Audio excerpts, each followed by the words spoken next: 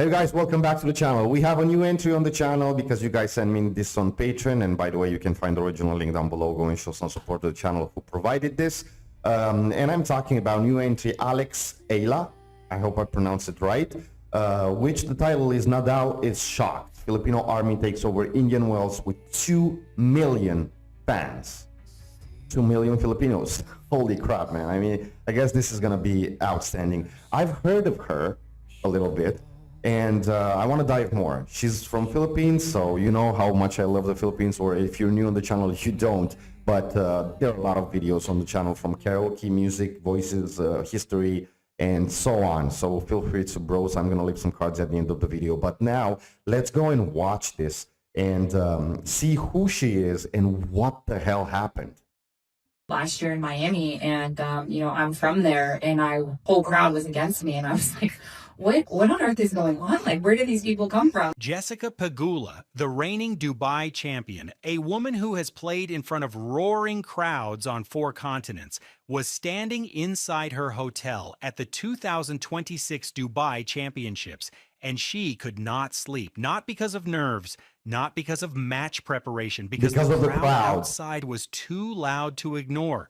You can hear it from the hotel. You can hear the crowd roaring, especially at night. You can hear it from the hotel, Pegula said. You can hear the crowd roaring at night. It's incredible. The player those fans were roaring for was not in the final. She had already lost. Wow. And yet the noise for Alex Eala was louder than the noise for the tournament winner. Now she is in California, and former ATP professional Chris Eubanks is on live television at Indian Wells. The way that she's been able to pack stadiums and the way that her country supports her is something special. Publicly warning that tournament organizers need to put her on a bigger court before someone gets hurt. Subscribe now and stay inside this story, because the next 48 hours at Indian Wells are about to give you something to talk about for years. Yeah, Alex is amazing. To understand what is happening in California right now, you need to travel back exactly 14 months. Okay. January 2025. Alex Eala, 20 years old, ranked world number 147. So she was number 147. That meant nothing to the mainstream tennis world. A wildcard level player from a country that had never, not once in the WTA's 53-year history, produced a player inside the top 100. That was 14 months ago. By March 31st, 2025, she had walked into the Miami Open as a wild card and dismantled 3 Grand Slam champions in sequence. Jelena Ostapenko, the 2016 Roland Garros champion, Madison Keys, the reigning Australian Open champion. And then in the quarterfinals, she stood across the net from Iga Swiatek, world number 2, 5 Grand Slam titles, the most dominant player in women's tennis across the previous 3 years. Final score, Eala 6-2, 7-5. The stadium did not just cheer, it transformed. Filipino flags filled every visible row. The sound traveled from Miami to Manila before Swiatek had reached the locker room. What followed across the next 9 months was not a career. It was a chain reaction of firsts that had never existed before in Philippine sports history. First Filipina in the WTA Top 100. First Filipina to win a WTA Tour title, the Guadalajara 125 in September. First Filipina to win a Grand Slam main draw match. First Filipina to break into the top 50. 8 separate records, every single one a door that had been locked for 53 years. Every single one opened in a single calendar year. By December 2025, Alex Eala was on the cover of Vogue Philippines, photographed in a Nike collaboration shoot, her racket wrapped in the national flower of the Philippines. Tennis had become culture. A player had become a symbol. And then came the moment that confirmed what this all meant. In November 2025, Rafael Nadal, 22 Grand Slam titles, retired from professional tennis since November 2024. A man who had not touched a racket in competition for 1 full year walked back onto the practice court at his own academy. He chose one moment to re-engage with the sport he had spent his life building. He chose to practice with Alex Eala. Afterward, he said, 1 year later, it felt great to be back. The man who founded the academy that forged her, the man whose courts her footwork was carved into across 7 years of training. He came back to tennis for her. She arrives at Indian Wells 2026 ranked world number 32, 32, seeded 31st, Jesus. the first Filipino Man, she ever seeded at a exploded. WTA 1000 event. And before she plays a single competitive point, the venue is already bending to accommodate what she brings. But that accommodation, that recognition, did not come freely. The tennis establishment had to be dragged toward it, one catastrophic mistake at a time. The pattern started in January 2026 at the Australian Open. Eala's first ever Grand Slam main draw match, a historic moment for an entire nation, was scheduled on Court 6. Capacity, approximately 1,400 people. A venue built for qualifying round matches. A venue sized for players the tournament did not expect anyone to show up for. Filipino fans queued in lines that stretched across the grounds. Hundreds were locked out. According to multiple reports, the crowds outside Court 6 became so overwhelming that Australian Open officials were forced to issue a public statement. Respected tennis journalist Ben Rothenberg wrote in his Bounces newsletter, "By acclamation of the throngs who waited in vain for a chance to see her on the ludicrously limited stage, 20-year-old Alex Eala of the Philippines was coronated as the most popular player in tennis right now. The Jesus institution's Christ, response guys. to that coronation, Court 6, then Dubai, February 20." Before we go to February 2026, which is last month, I just want to say something. I mean, I'm not a Filipino, but I feel proud. You know how much I love Philippines and Filipino people. Seeing this, I don't know, it makes me proud. I don't know how it's out there for you. And yeah, guys, she really exploded. I mean, it's shocking. Now I understand the title, why Nadal was shocked. And you know, the beautiful thing about Filipinos that they love so much the country that it's the national flag. And she is carrying the Filipino people on her back, and she's proud of doing that. That's so beautiful. Not a lot of nations have this. That's why Philippines and Filipinos are special. 2026. The WTA Tour initially gave Eala unfavorable scheduling slots during the Middle East swing. The backlash was direct and immediate. According to the Tennis Gazette, the WTA Tour eventually made the correct Alex Eala scheduling decision, the word finally in that headline doing all the editorial work needed. Now it is March 2026. Chris Eubanks, on live television on the grounds of Indian Wells, is saying publicly, hopefully, we're able to get her in a big court so everyone is able to stay safe around the grounds. The word safe is not decorative. It is a warning. It is chapter 3 of the same institutional failure playing out in real time. The evidence of what Alex Eala has built does not live in a spreadsheet. It lives in the accounts of people who watched it happen with their own eyes and could not find adequate words for it. Start with the number. January 2025, world number 147. March 2026, world number 32. 14 months, 48 ranking positions climbed. In the same span, she went from a wild card nobody mentioned in draw previews to the subject of a live segment on Tennis Channel from inside the Indian Wells venue before her first match Holy was man. even scheduled. Put yourself in the position of Jessica Pegula at Miami, 2025. She is in the semifinals. Yeah. She is playing at home in her home state in front of her home fans. She is ranked And the inside the crowd top is not 5. for her. And she walks onto the court and the crowd is not hers. I was in Miami, Pegula said, playing against an American, but the stadium was full of Filipinos. I was like, what on earth is going on? Where did these people come from? Pegula won that match. She advanced to the final, and she still talks about the crowd, not about the win, about the crowd. The army was not built at Indian Wells. It was not built at Dubai. It arrived fully formed from 110 million people who had been waiting. Ace for generations for exactly this. The Australian Open 2026 confirmed what the army already knew about itself.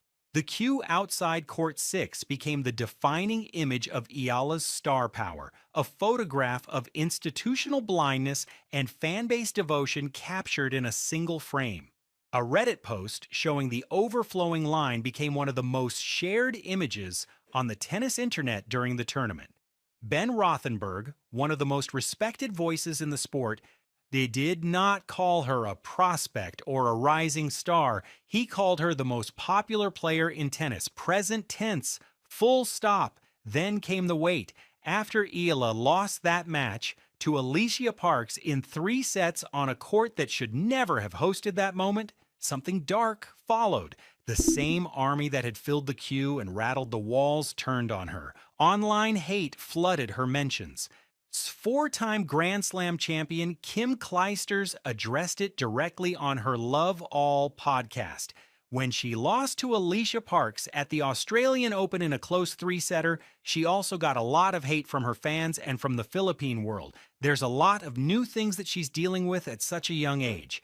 That is the weight Eala carries that does not appear in a rankings column. The response to that weight was not a statement, it was a schedule. Abu Dhabi quarterfinal, the February 2026. To then Doha, then Dubai, where she defeated Jasmine Paolini, ranked inside the top 6 in the world before beating Sorana Cirstea and reaching the quarterfinals of a WTA 1000 event. She lost to Coco Gauff 0-6, 2-6 in the quarters. The scoreline looked decisive. What actually happened at that match told a different story entirely. Gauff sent a message to Eala's fans after, acknowledging that they had drawn new eyes to the sport, and Pegula, who had just won the tournament, it described standing in her hotel room at night, unable to tune out the sound, not the sound of the tournament, the sound of Eala's crowd. By February 24th, 2026, former world number 11 Steve Johnson was on the Nothing Major podcast with John Eisner and Sam Querrey, 3 American ATP professionals with a combined century of professional tennis experience. And someone asked the direct question, is Eala a bigger draw than Aryna Sabalenka and Coco Gauff right now? Johnson's answer, yes, dude. It's crazy. He reached for the only recent comparison that fit.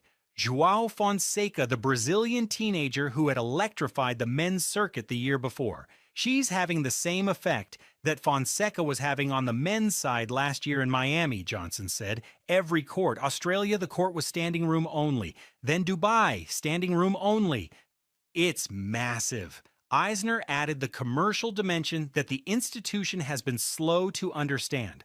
I think a lot of people underestimated how big that market is. They finally have a star on the women's side of the game. Yeah. And Querrey, the plainest of the 3, said, if she wins a slam, it would be one of the biggest things in the world. That conversation happened 9 days ago. She arrived at Indian Wells, where California alone is home to nearly 2 million Filipino Americans. 2 days later, Paul Annacone coached Pete Sampras to 14 Grand Slam titles and Roger Federer to 6 more. Wow. Between those 2 men, he holds more Grand Slam coaching credits than anyone in the history of the men's game. He has watched, up close, what it looks like when a player becomes something larger than a tennis result. He was at Indian Wells this week on Tennis Channel Live, and when the conversation turned to Alex Eala, he said, she's got a smile that lights up a room. That is not a scout's report. That is a man who has seen 20 Grand Slams won from the coaching box, telling you that what this player carries is not measurable in forehand velocity or serve percentage. The deeper authority stamp, though, belongs to Kim Clijsters. The smile. And I will have a video on the channel behind the smile of Filipinos. But guys, I mean, at such a young age, exploded like that, and then she carries a lot. I mean, she carries a nation on her shoulder. And the support of the Filipinos, of the fan, means a lot. That's her energy. That's the pride that she has in her heart. And I'm going to support her, at least I'm talking for me, a lot. I hope you guys as well out there. And remember, say what you think down below in the comments. It's really important. I read each and every one of them. But man, this is... You should be proud. I mean, I hope you are, because this is outstanding. 4 Grand Slam titles, former world number 1. Belgian, no personal, cultural, or nationalistic reason to amplify this story. She looked at what Alex Eala is carrying and reached not for a tennis comparison, but for the most recognizable athlete in American sports history. She has to deal with this life of being like Michael Jordan in the Philippines. I think it's very important for her to be a little bit protected from the craziness that comes with that all. Michael Jordan. That is the ceiling four-time Grand Slam champion Kim Clijsters placed on a 20-year-old ranked 32nd in the world. And she said it not as hyperbole. She said it as a warning about the pressure. Indian Wells draws approximately 450,000 attendees over 2 weeks. It is the largest tennis venue outside the 4 Grand Slams. Stadium 1 holds 16,000 people. Tournament directors have been hosting this event for decades without once dealing with a scheduling controversy rooted in a player being too popular for the facilities. They are dealing with one now. California's Filipino-American community is the largest concentration of Filipino diaspora on American soil. Nearly 2 million people within driving distance of the Indian Wells Tennis Garden. The same community that has been watching Eala's journey from number 147, from wildcard to seeded player. So from qualifier bubble to the main draw of the premier non-slam event in the sport, finally has a venue close enough to show up in numbers that match the sound they have been making from across the ocean.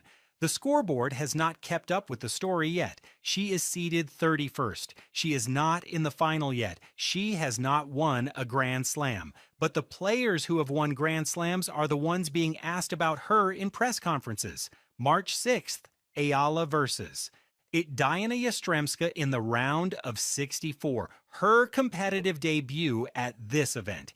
If she advances, a potential round of 32 rematch with Coco Gauff awaits, the same Gauff who handed her a 0-6, 2-6 result in Dubai 6 weeks ago. Then comes Miami in late March, the city where it all started in 2025, where she returns not as an unknown wildcard, but as a seeded player cheer for her a lot defending the in run Miami. that changed everything. The tennis establishment is still catching up to what it has on its hands. The audience watching this, the people who found her at number 147 and followed every ranking update, has known for a long time. The world is arriving at the conclusion you reached first. The Australian Open loss to Alicia Parks, played in the chaos of Court 6, won by Parks in 3 sets after Eala had taken the first set 6-0, was Eala's first Grand Slam main draw appearance. It was the match that should have been on a stadium court. It was played in a venue that filled so fast the overflow became a news story. After the loss, Eala posted on Instagram, 3 weeks of fighting with love and pride has come to an end here in Dubai. And in a later post, she quoted fellow Filipina athlete Sabrina Santamaria directly. It's a privilege to play in front of people who see themselves in you. She then added, I couldn't agree more. What a privilege it is to do what you love with love. So true. She did not address the hate. She addressed the privilege. That is not denial. That is a 20-year-old who understands exactly what she is carrying and chooses consciously to carry it with open hands instead of clenched fists. 7 weeks later, she arrived in California as a seeded player at a WTA 1000 event, the first Filipino in history to hold that distinction. There is a sound Jessica Pegula could not sleep through. There is a Court Ben Rothenberg called a ludicrously limited stage for the most popular player in tennis. There is a man named Rafael Nadal who walked back into a practice facility after a full year of retirement, picked up a racket, and hit with the player his academy built.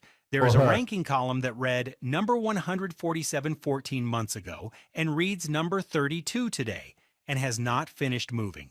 Alex Eala did not just enter the WTA Top 32. She activated a diaspora, rewired a scheduling conversation, forced a generational authority figure to invoke Michael Jordan, and built something inside a sport that did not have room for her until she made room herself. The institution put her on Court 6. The Army showed up for Court 6. And now Chris Eubanks is standing inside Tennis Paradise asking organizers, live on television, to please give her a court big enough that nobody gets hurt. Indian Wells 2026 has not yet played its defining match.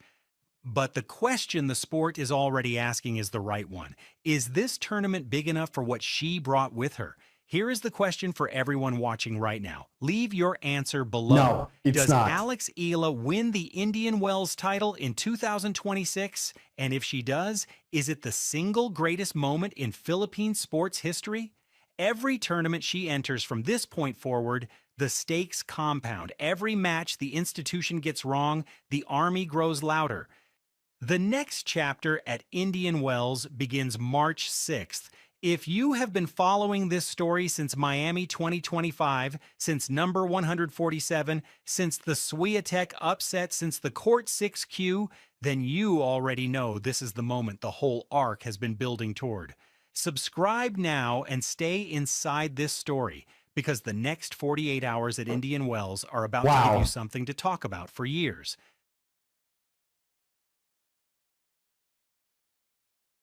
Guys, a shocking story. I'm gonna follow her. She has a new soldier in her army now. I hope some of you, if didn't know about this, will become one and support her, not only now, but at the previous tournament that it's going to be from now forward. And I hope you enjoy it. Let me know what you think down below. I'm so glad you guys send me this, and continue to send things that you think we should see here on the channel, because you're the most important thing here.